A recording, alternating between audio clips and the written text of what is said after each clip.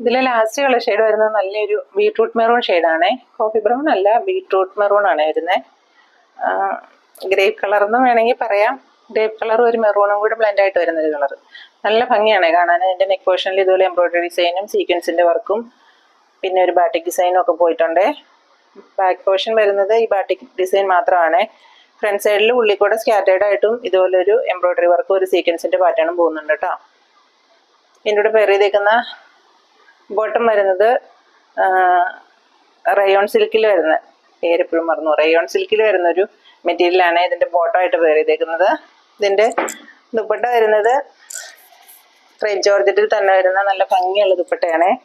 ഇങ്ങനെ ഒരു ബാറ്റിക്കിൻ്റെ ഒരു ബോർഡറും ഒരു മുന്താണിയും ഒക്കെ ആയിട്ട് ഉള്ളിക്കൂടെയും ഇതുപോലെ ഒരു ബാറ്റിക്കിൻ്റെ പ്രിൻ്റൊക്കെ വരുന്ന നല്ല ഭംഗിയുള്ള ദുപ്പട്ടയാണ്. നമുക്ക് 2 സൈഡ് വെയർ ചെയ്യാനൊക്കെ ആവശ്യത്തിന് നീളമൊക്കെ ഉണ്ട് കേട്ടോ.